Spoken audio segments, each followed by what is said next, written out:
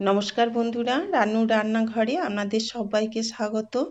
বন্ধুরা, আমি এখানে একটা বাঁধাকপি নিয়েছি, আর নিয়েছি একটা গাজর আর একটা আলু। এটা দিয়ে আজ আমি রেসিপিটা বানাবো। তো চলুন আমি তাহলে রেসিপিটা শুরু করি। প্রথমে কিন্তু আমি কপিটাকে কেটে নেব। তো মুখটা কেটে বাদ দিয়ে দিলাম। এবার কপিটাকে আমার এতটা লাগবে না, আমার যতটা লাগবে আমি ততটা নিয়ে নেব। তো কপিটা কিন্তু বন্ধুরা খুব ভালো আছে, খুব টাইট, বাঁধনটা ভীষণ ভালো। তো কপিটাকে আমি খুব সরু সরু করে কেটে নেব, প্রচণ্ড জিরে জিরে করে কেটে নেব, কারণ আমি কপিটাকে আর সিদ্ধ করব না, একবারই কপিটাকে আমি রান্না করব। সেই জন্য আমি কপিটাকে যতটা সরু করা যায় ততটা দেখুন এইভাবে সরু সরু করে কেটে নেব।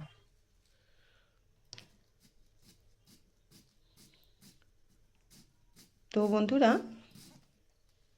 বাঁধাকপি তো মাছের মাথা দিয়ে তেল মশলা দিয়ে খুব সুন্দর করে রান্না করে তো খাওয়াই হয়।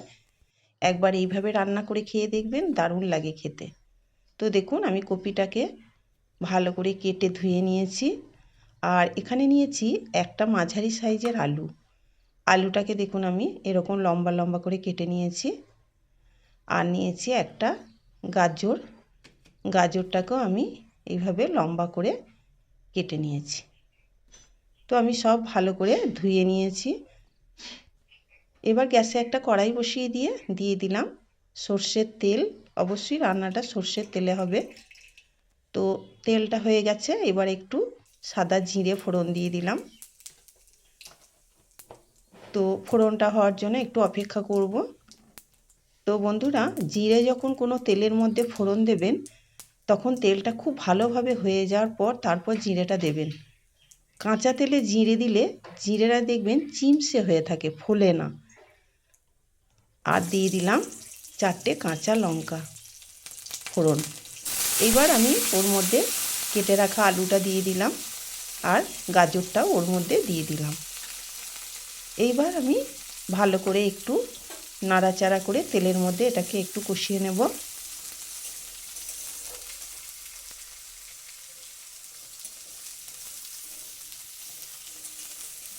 তো বন্ধুরা দেখুন আমি একটু নাড়াচাড়া করে এটাকে তেলের মধ্যে একটু কষিয়ে নিচ্ছি।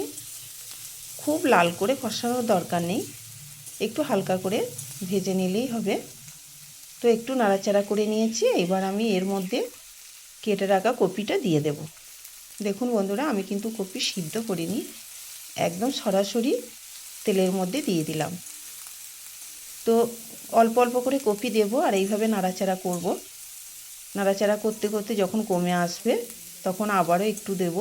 এইভাবে পুরো কপিটাই আমি দিয়ে দেব। তো দেখুন একটু নাড়াচাড়া করে কমিয়ে নিলাম, আবারও একটু দিয়ে দিলাম, আবারও এটাকে নাড়াচাড়া করে একটু কমিয়ে নিয়ে বাকি কপিটা দিয়ে দেব।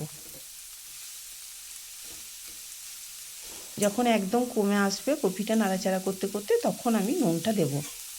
তাহলে এখন প্রথম অবস্থায় নুনটা দিলে নুনটা একটু বেশি হয়ে যাবে, মনে হবে কপিটা অনেকটা আছে, সেই ভেবে নুনটা দেওয়া হবে। তখন কিন্তু নুনটা খাবার সময় যখন কপিটা কমে যাবে নুনের পরিমাণটা বেশি হয়ে যাবে। তাই কপিটাকে একদম কমিয়ে নিয়ে তারপর নুনটা দেব। তো দেখুন আমি নাড়াচাড়া করে কপিটাকে কমিয়ে নিয়েছি অনেকটা। তো দেখুন কপিটা অনেকটা কমে গেছে। এইবার আমি ওর মধ্যে দিয়ে দিলাম স্বাদ মতো লবণ।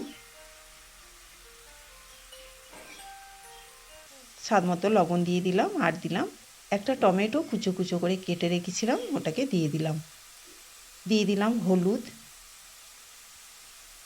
আর দিলাম সামান্য একটু লাল লঙ্কার গুঁড়ো, খুব সামান্য।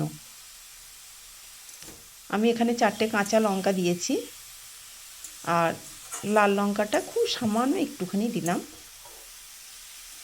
ব্যাস, আর কোনো মশলা এর মধ্যে আমি দেব না। এবার সব কিছু একসাথে ভালো করে কপির সাথে মিশিয়ে নেব নাড়াচাড়া করে। আর ঝালটা বন্ধুরা, আপনারা যদি খুব ঝাল খেতে ভালোবাসেন তাহলে বেশ ঝাল ঝাল করবেন, আরও 2-4টে কাঁচা লঙ্কা দিয়ে দেবেন। লাল লঙ্কাটা দিতে হবে তার কোনো মানে নেই, পুরোটাই কাঁচা লঙ্কা দিয়েই করবেন।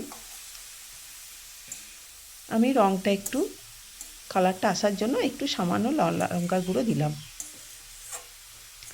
আর যারা ঝাল খেতে একদম পছন্দ করেন না তারা দেবেন না ঝাল, একটু মিষ্টি মিষ্টি ভাব করবেন, খেতে খুব ভালো লাগবে। তো দেখুন আমি ভালো করে কপির সাথে সব কিছু মিশিয়ে নিয়েছি।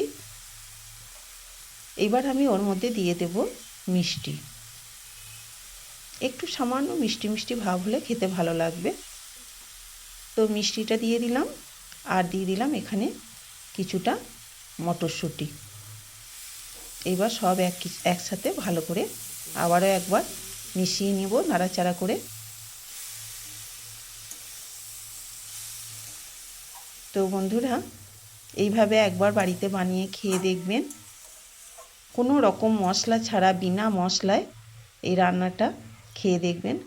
জল আমি দেখুন বন্ধুরা কতটুকু জল দিলাম, খুব সামান্য মানে 3-4 চামচ মতো জল দিলাম। এবার ঢাকা দিয়ে ওটাকে গ্যাস কমিয়ে সিদ্ধ করতে দিলাম। তো বেশ কিছুক্ষণ পর আমি ঢাকনাটা খুলে নিলাম। মাঝখানে আমি একবার ঢাকনাটা খুলে এটাকে নাড়াচাড়া করে আবার ঢাকা দিয়ে দিয়েছিলাম। এইভাবে ঢাকাটা একবার করে খুলে নিয়ে নাড়াচাড়া করে আবার ঢাকা দিয়ে দিয়ে গ্যাসটাকে একদম লো ফ্লেমে করে দিয়ে এটাকে সিদ্ধ করে নিতে হবে। কারণ যেহেতু আমি জল দিইনি, খুব সামান্য জল দিয়েছিলাম, তাই গ্যাসটাকে একদম লোতে করে দিয়ে কমিয়ে দিয়ে এটাকে রান্না করে নিতে হবে। মাঝে মাঝে ঢাকা খুলে এইভাবে নাড়াচাড়া করে আবার ঢাকা দিয়ে দিয়ে রান্না করে নিতে হবে। তো বন্ধুরা আমার রান্নাটা একদম রেডি হয়ে গেছে, আমি এটা প্লেটের মধ্যে নিয়ে নিচ্ছি। তো বন্ধুরা কেমন লাগলো বিনা মশলায় এই বাঁধাকপির জুক্কা রান্নাটা? যদি ভালো লাগে লাইক কমেন্ট শেয়ার অবশ্যই আমার পাশে থাকবেন আপনারা। আর নতুন বন্ধু যারা আমার চ্যানেলে অবশ্যই চ্যানেলটি সাবস্ক্রাইব করে দেবেন। তো বন্ধুরা আবার আসবো অন্য রেসিপি নিয়ে আপনাদের সামনে। ততক্ষণে আপনারা ভালো থাকবেন, সুস্থ থাকবেন। নমস্কার।